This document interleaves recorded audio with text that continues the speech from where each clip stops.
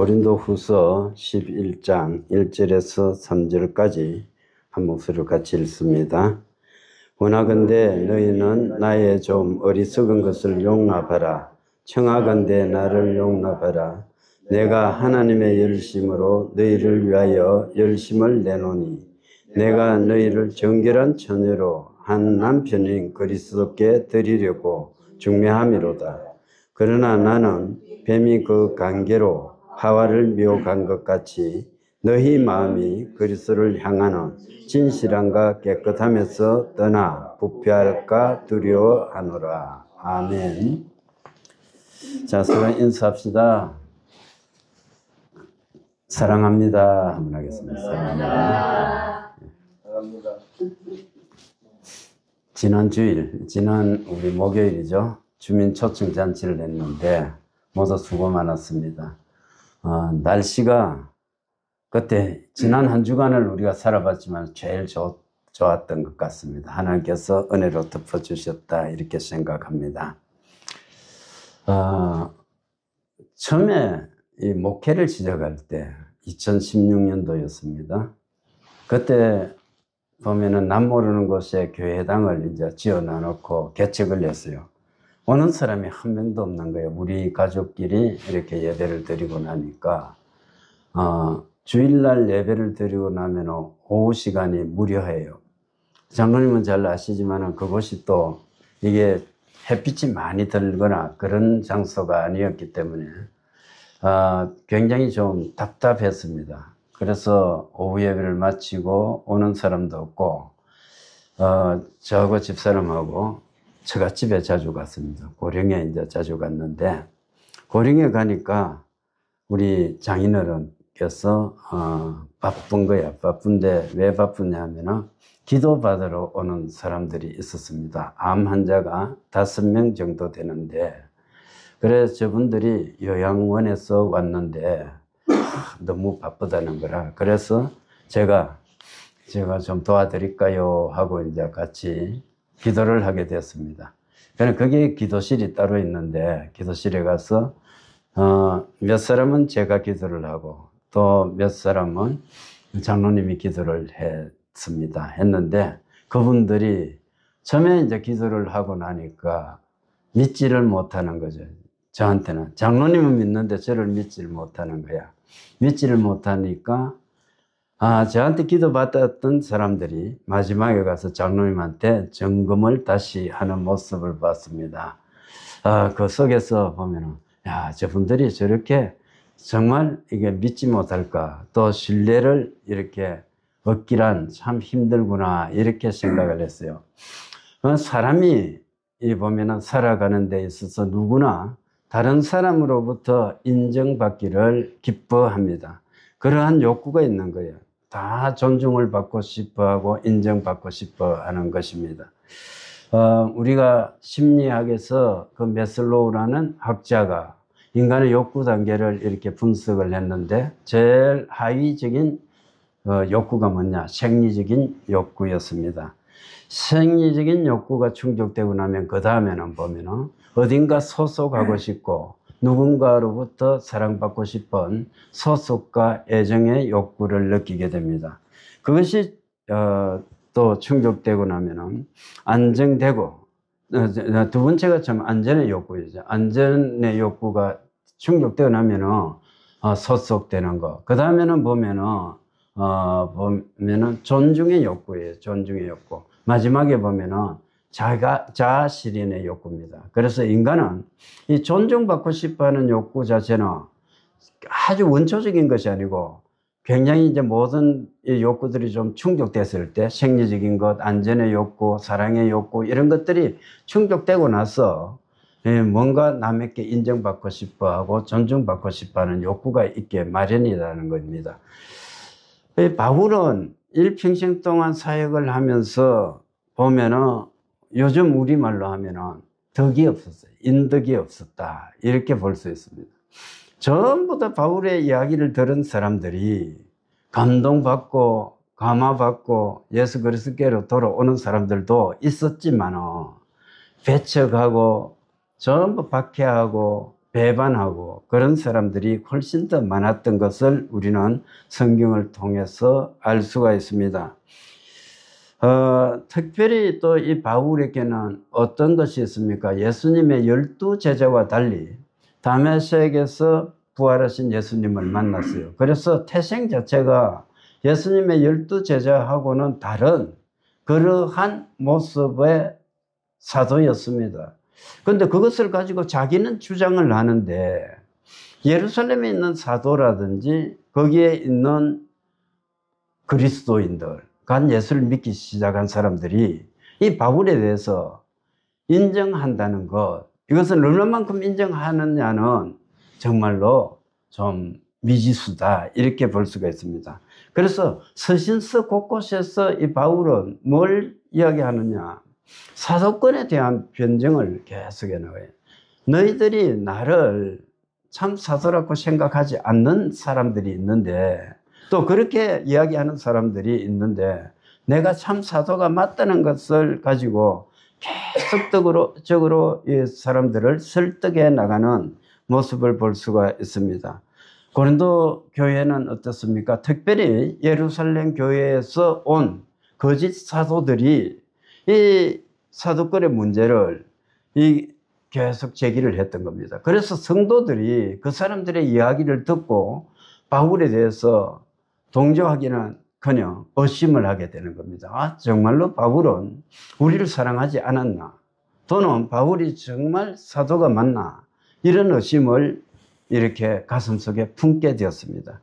이런 배경을 가지고 우리가 성경을 읽다 보면 이 바울의 한 구절 한 구절 이 편지글이 정말 애끓는 심정이고 속이 막 피가 터지는 그러한 모습을 우리가 볼 수가 있는 거예요. 그럼 오늘 본문도 그렇습니다. 11장 1절에서 원하건대 너희는 나의 좀 어리석은 것을 용납하라. 청하건대 나를 용납하라. 이렇게 말합니다. 뭘 가지고 용납하라는 거냐? 고린도 사람들에게. 그 앞에 10장에서 보면은 거짓 사도들이 보면은 자랑한다는 거죠. 자랑. 그래서 이 사람들을 계속적으로 남의 이 수고를 가지고 분수의 사랑의 자랑을 하기도 하고 그렇게 하는 것을 보고 바울이 말씀했던 게 뭡니까? 자랑하는 자는 주 안에서 자랑하라 이렇게 이야기했거든요. 그런데 이제 11장에 와서는 자기가 사도권을 계속적으로 위협받는 상황에서 자기 스스로 어떤 자랑을 하지 않을 수가 없는 상황이라는 것을 이야기합니다. 그래서 너희가 이해를 해라, 용납을 해라. 내가 좀 바보스럽다. 바보스럽다 좀 말하면 어리석은 거.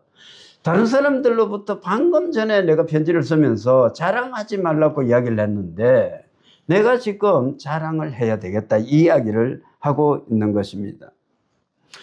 고린도전서 9장 2절에서 보면은 다른 사람들에게는 내가 사도가 아니지만은 너희에게는 사도니 나의 사도됨을 주 안에서 인친 것이 너희라. 이렇게 고린도 교회 성도들을 보고 이야기를 한 바 있습니다. 그래서 다른 사람들은 몰라도 너희들은 나를 사도라고 인정할 줄로 믿는다. 또 인정해야 된다. 너희들은 나를 사도라 해야 된다. 이렇게 말하는 겁니다. 그래서 나는 너희가 지금 다니고 있는 그 고린도 교회를 개척했을 뿐 아니고 거기 또 성장하게끔 했고 거기서 내 땅과 수고와 모든 것이 거기에 묻어 있는 겁니다. 그죠? 그러니까 그 교회는 절대적으로 바울을 배신해서도 안 되고 배신할 수도 없는 거죠. 근데 들려오는 소식은 어떻습니까? 바울에 있어서 기쁜 소식이 아니고 끊임없이 바울에 대해서 사도권을 의심하고 또 바울이 우리를 사랑하지 않는다는 거. 바울이 또 이기적이자 세속적이다. 또 그런 욕구 속에서 계속적으로 사역을 하고 있다는 이런 소식만 들려오는 겁니다. 그러니까 이 바울의 심정은 정말로 피가 끓는 거다. 피가 끓는. 속이 타는 거예요. 속이 타는데 이것을 누구에게 이야기할 수도 없을 정도의 그러한 모습이다. 10장에서 자신의 사도권이 정통성의 자랑으로 고린도 교회를 이게 제시했다. 고린도 교회 너희들이 나의 사도권의 정통성을 가지고 증명해 줄 수 있는 사람들이다. 이렇게 말했던 바울은 11장에서는 거짓 사도와 또 자신의 명예가 보면은 거짓 사도들과 또 자신의 비교해 가지고 이 보면은 뭘 합니까? 사도권을 변호를 하는 거예요. 그래서 바울의 어조가 11장에서는 부드럽지를 못해요. 좀 강경한 거예요. 담대하고 강경해 가지고 이게 보면 복음의 진리가 왜곡된 것, 이것을 가지고 신랄하게 이들을 비판하는 겁니다. 바울은 다른 것은 참을 수가 있었어요. 자기가 개인적으로 좀 손해를 본다든지 자기의 명예가 좀 실추된다든지 이러한 것들은 참을 수가 있었는데 복음의 진리가 왜곡된다든지 그리스도 예수의 영광이 가려진다든지 이러한 쪽에서는 절대 참을 수가 없었다는 것을 우리가 생각해 볼 수가 있습니다. 여러분, 우리도 마찬가지예요.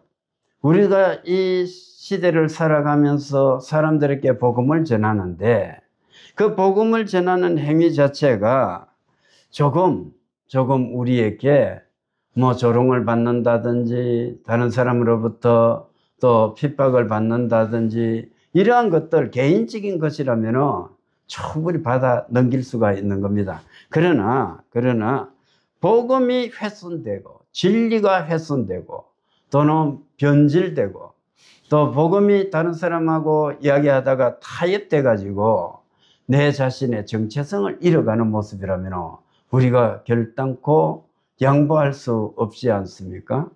그러한 것은 분명히 지켜야 되는 겁니다.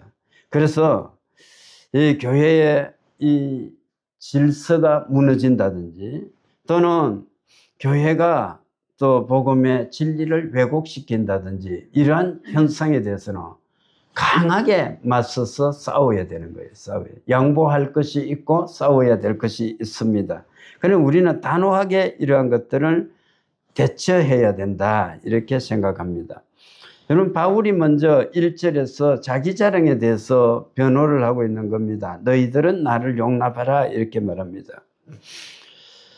거짓 사도들을 10장에서 자화자찬하는 무리라고 신랄하게 비판했던 이 바울이 자신도 거짓 사도들과 같이 이제는 자랑을 하게 되는데 그것은 그리스도의 복음에 근거해 가지고 사도가 자기 자랑을 하는 행위는 정당화될 수가 없지만은 그렇지만 고린도 교회 내에 잠입한 추악한 무리들 그 거짓 사도들이 끊임없이 교회를 이게 무너뜨리려고 하는 거예요.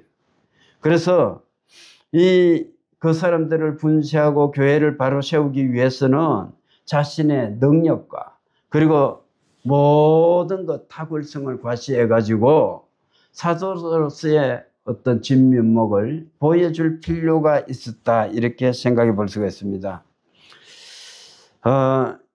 이 바울이 이렇게 보면은 자랑을 할 수밖에 없는 이유가 뭐냐?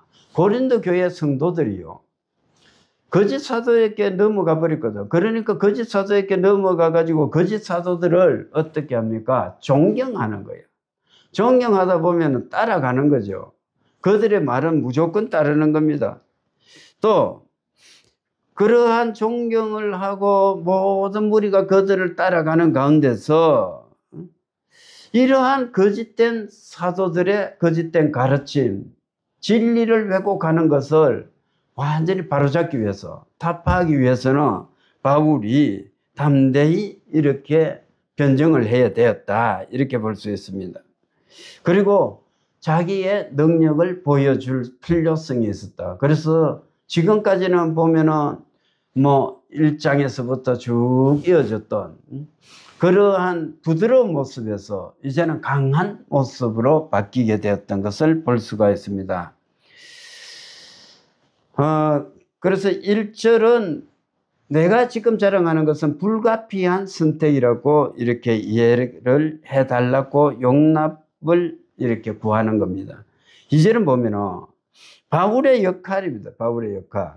내가 하나님의 열심으로 너희를 위하여 열심을 내노니 내가 너희를 정결한 처녀로 한 남편이 그리스도께 드리려고 중매함이로다. 이렇게 말하고 있어요. 하나님의 열심, 이것은 하나님의 사랑, 이것은 보면은 하나님께서 우리에게 베풀어 주신 그 사랑을 깨달은 자가 하나님을 대상으로 열심을 품는 것을 이야기합니다. 그래서 바울이 하나님에 대한 그러한 열심을 가지고 그리스도인으로서 이 고린도 교회 성도들을 사랑했다는 겁니다. 그래서 하나님의 사랑을 가지고 이들을 지금 구하기 위해서 정말로 외치고 있다. 여러분, 우리가 필요한 것이 뭡니까? 하나님의 사랑이에요. 하나님의 사랑, 그 하나님을 사랑하는 그 열심을 가지고 영혼을 사랑할 수 있어야 되는 것 아닙니까? 이것이 그리스도인의 마음입니다. 참, 이 예수 그리스도를 믿다 보면 처음에는 내 한 사람이 구원받는 것, 이것으로 만족할 수가 있습니다. 그리고 내 한 사람이 만족하고 내가 구원받았고 또 내 가족이 같이 예배하고 그리스도인으로서 삶을 살고 또 교회에 같이 다니고 이것만큼 행복한 것이 없는 거야. 그런데 차츰차츰 이렇게 예수님을 믿다 보면 지나가는 사람들이 불쌍해 보이기 시작하는 거예요. 그 사람들, 한 사람 한 사람들이 버려두면 어떻게 됩니까? 지옥 갈 사람들이. 정말로 천국과 지옥이 있는데 천국과 지옥을 모르고 살아가는 사람들이 이 세상에는 너무나 많은 거예요. 듣지도 못하고 살아가는 거예요. 그들이 어디서 어디로 가는지 모르는 겁니다. 마치 도살장에 끌려가는 돼지같이. 돼지들은 뭘 합니까? 이 먹이만 주면 따라가는 거야. 돼지를 이렇게 도살장으로 끌고 가기 위해서 사람들이 그것을 잡아가지고 돼지를 끌어내서 치료를 하면 잘 안 가는 거예요. 그런데 콩이나 이런 것을 먹이를 뿌리면 어떻게 합니까? 먹이만 보고 따라오는 겁니다. 결국 가는 것이 어디입니까? 도살장까지 끌려가는 거예요. 이 세상에 많은 사람들도 그런 겁니다. 천국과 지옥이 있는 줄을 모르고 자기 앞에 있는 것만 가지고 삶을 살아가는 사람들이 얼마나 많은지 몰라요. 우리는 이전에 그런 사람이었는지도 모릅니다. 우리도 천국과 지옥을 몰랐어요. 그러나 지금은 아는 거예요. 정말로 천국과 지옥이 우리 앞에 놓여 있고 우리가 살기 위해서 천국을 택해야 되고 하나님을 택해야 돼요.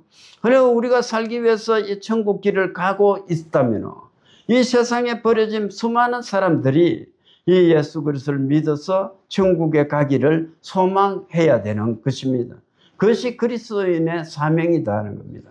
그리스도인의 사명이 뭐 다른 것이 없어요. 이 복음을 전파하는 것.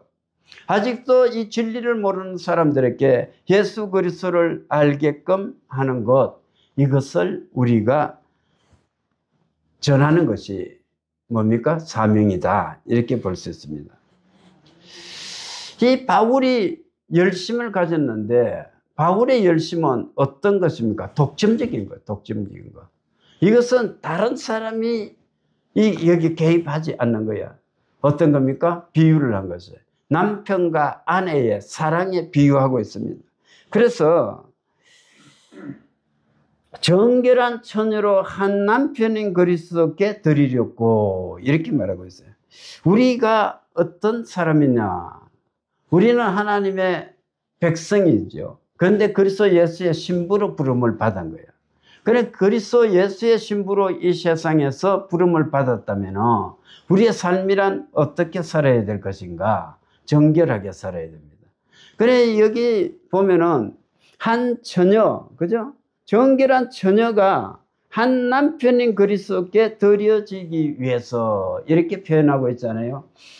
혼인관계에서 가장 귀중한 것이 정결이지 않습니까? 마찬가지로 우리는 이 하나님 나라에서 예수님의 신부로 부름을 받았다니까요. 그러니까 이 다음에 가면은 천국에서 보면 계시록에 나와 있는 말씀과 같이 우리는 예수님의 신부로서 혼인잔치, 또 예수님의 신부로서 환대를 받는 거야. 그렇게 삶을 살아가는 겁니다. 그래서 이 예수님의 신부가 된 우리는 예수님하고 우리 사이에 다른 것이 있을 수가 없는 거야. 사랑이 변절되어서도 안 되고 변질되어서도 안 되고 식어져서도 안 되고 늘 뜨거운 열정 속에서 주님을 사모하며 살아야 되는 것입니다. 그런데 이러한 관계 속에서 보면은 우리가 어떤 거예요? 질투심이 일어나는 질투심. 하나님의 사랑이라는 것은 질투하는 하나님이거든. 또 마찬가지예요. 아내와 부부의 사랑도 질투하는 사랑이에요. 그 사랑이 너무 크기 때문에 이 마음들이 다른 데 빼앗기면은 질투하는 거죠. 그래서 하나님 앞에서 우리는 어떻게 되냐? 정말 정결한 신부로서 삶을 살기 위해서 사랑과 믿음 속에서 이 신앙을 지켜가야 된다는 것을 생각해 볼 수가 있습니다. 여러분, 우리가 이렇게 한 정결한 처녀로서 한 남편인 그리스도께로 바쳐진 자라면은, 부름을 받은 자라면은, 우리가 뭘 생각해야 됩니까? 나는 그러면은 언제든지 나의 신랑 대신 예수님을 맞을 준비가 되었는지를 생각해 봐야 되는 겁니다. 그래서 예수님께서 이 땅에 다시 오실 때 나는 맞이할 준비가 되었는가? 우리가 한번 생각해 봐야 돼요. 그래서 우리가 자나 깨나 보면은 정결한 신부로서 꿈 속에서도 범죄하지 않고, 생각 속에서도 범죄하지 않고, 말 속에서도 범죄하지 않고, 행위로도 범죄하지 않는 그러한 점도 험도 티도 없는 가운데 순결한 신부로서 그리스도 예수를 맞이할 준비를 해나가야 된다, 이렇게 생각할 수 있습니다. 이 고린도 교회 성도들을 그러한 처녀로서 정결한 모습으로 그래서 예수께 이렇게 중매하듯이 오늘날 성도 한 사람 한 사람들은 예수의 신부로 살아간다는 것을 우리가 생각해야 된다는 겁니다. 인간의 질투는 전부 다 악한 거죠.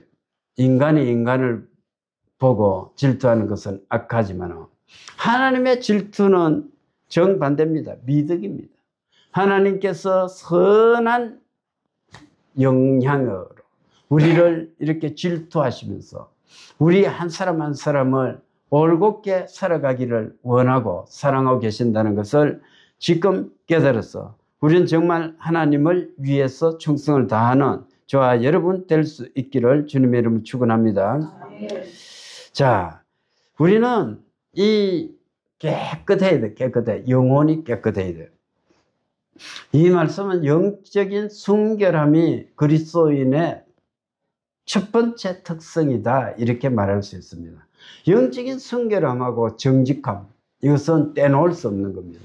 그래서 어떤 경우라도 우리는 양심을 속이지 않아야 되고 하나님 앞에서 이 거짓이 없어야 됩니다. 그래서 순결한 영혼으로 살아가야 된다. 그 다음에 그러면 이 순결한 영혼을 가지고 무엇을 어떻게 해야 할 것이냐? 우리 마음 자체가 하나님께로 향해야 돼요. 아무리 우리가 이 마음을요 순결하게 또 깨끗한 양심을 가지고 삶을 살아간다고 하더라도 우리의 마음의 대상이, 사모하는 대상이 하나님이 아니라면 그것은 별 볼일 없어요. 여러분, 우리보다도 어쩌면 더 깨끗한 심령을 가지고 살아가는 사람들이 믿지 않는 사람들 가운데도 얼마나 많겠습니까? 그들이 그렇게 살아도 헛되다고 우리가 이야기하는 것은, 그들이 선을 베풀어도 그것이 하나님께 기억되지 못한다고 우리가 이야기하는 것은 무엇입니까? 그리스도 예수를 알지 못했기 때문입니다. 따라서 우리의 모든 것은 어디를 향해야 된다? 그리스도 예수께 집중되어야 된다는 것을 우리는 생각해야 됩니다. 그리스도인은 뭡니까? 하나님께 마음이 합한 사람이고 그리스도 예수께 마음이 딱 고정되어 있는 사람이 그리스도인이다, 이렇게 정의할 수가 있습니다. 여러분, 그렇지 않습니까? 우리 삶에서 내가 그리스도 예수만을 위해서 살고 예수께 마음이 정해져 있었는지를 우리가 되돌아보면서 정말로 우리 삶에서 진실함과 깨끗함을 유지하고 부패를 방지하기 위해서 노력해야 되는 것입니다. 3절에 보면은 이 바울은 뱀이 그 관계로 하와를 미혹한 것 같이 너희 마음이 그리스도를 향하여 진실함과 깨끗함에서 떠나 부패할까 두려워하노라, 이렇게 말하고 있지 않습니까? 이 세상은 영적인 싸움인 거예요. 영적인 싸움이 계속 전개되고 있습니다. 에덴 동산에서 아담과 하와를 미혹했던 이 사탄이 거기서 미혹에 성공했다고 끝난 것이 아니고 이 사탄이 공중의 권세를 잡고 이 세상을 지금 지배하고 있는 거예요. 그래서 할 수만 있으면 예수께 향하는 심령, 예수님을 믿으려는 자들을 방해를 하려고 노력하는 겁니다. 그래서 뱀이 그 관계로 하와를 미혹한 것 같이 교묘한 말로 이들을 미혹했지 않습니까? 그래서 정말로 이 선악과 먹지 말라 하더냐? 정말로 이거 하지 말라, 만지지도 말라 하더냐? 막 이렇게 막 말을 꼬는 거야. 그러다 보니까 이 하와가 생각해 보니까 나중에 되니까 저걸 만지지 말라 했는지, 나도 전해 들었거든. 남편에게 전해 들었는데 먹지 말라 했는지 근처에 가지 말라 했는지 헷갈리기 시작하는 거예요. 그러니까 죽는다 했는데 이게 죽는다 했는 말인지 죽을까 하노라 했는 말인지 이게 막 헷갈리기 시작하는 거예요.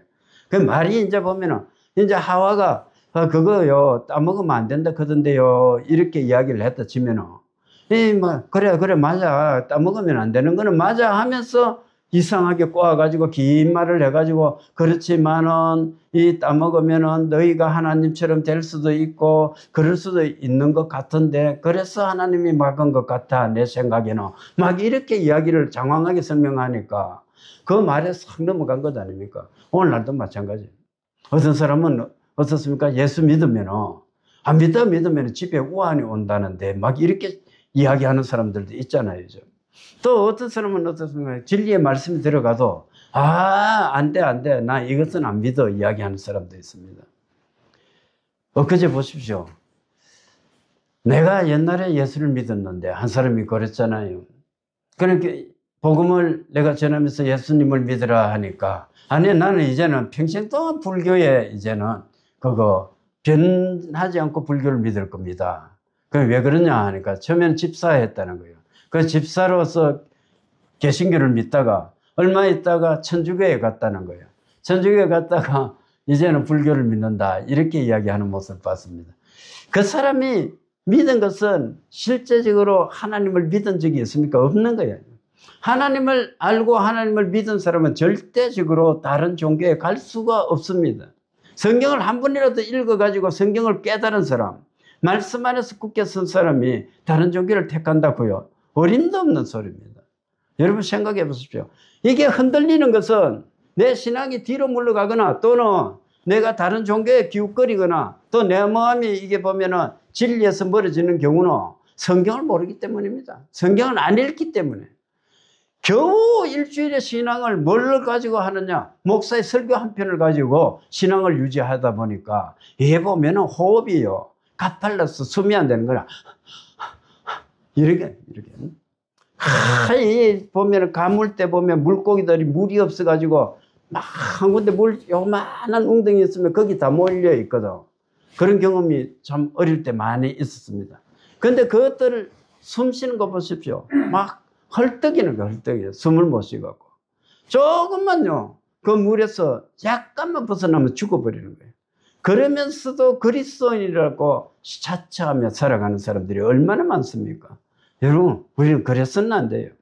적어도 우리는 예수를 믿은지, 그래서 내가 엊그제 믿은 것이 아니고 1년이 됐는데 2년이 됐는데 우리가 연수에 자랑할 것이 아니고 예수를 내가 믿고 난 사람은 그래서 예수로 거듭난 사람이기 때문에 이 말씀 안에서 자라가야 되는 겁니다. 머물러 있는 것이 아니에요. 말씀 안에 머무르라. 말씀에서 그냥 있으라. 이렇게 성경이 말씀하는 것이 아니고 하나님을 아는 지식에서 자라가라 말하고 있거든요.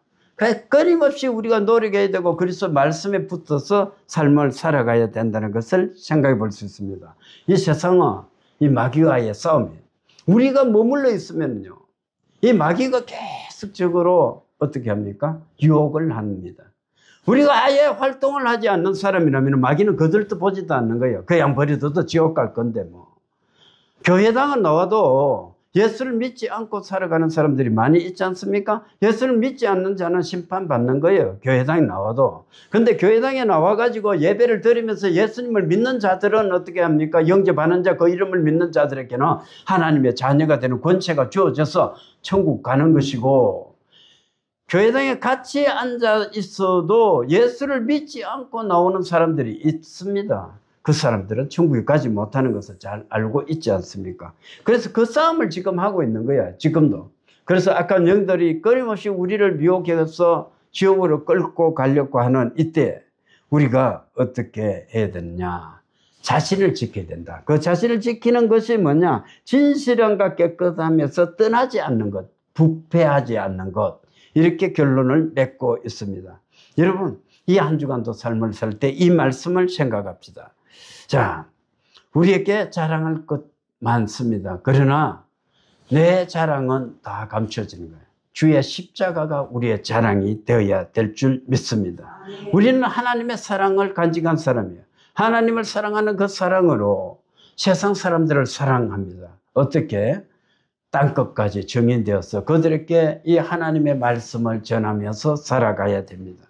그래서 이 사랑을 우리가 전해야 될 의무가 있는 것이고, 두 번째 보면 우리가 하나님에 대한 사랑, 이것은 혼인관계에 의해서 맺어진 부부와 같은 사랑이기 때문에 변절해서는 안 된다는 것을 생각해 볼 수가 있습니다. 순결하거나 정직함, 깨끗한 영혼으로 이렇게 하나님을 위해서 살아갑시다. 그리고 천국에 우리가 이르를 때, 그래서 예수님을 만날 때 정말로 착하고 충성된 종아, 네가 작은 일에 충성했으니 내가 많은 것으로 너에게 준다고 칭찬받는 종들이 될 수 있기를 주님의 이름으로 축원합니다.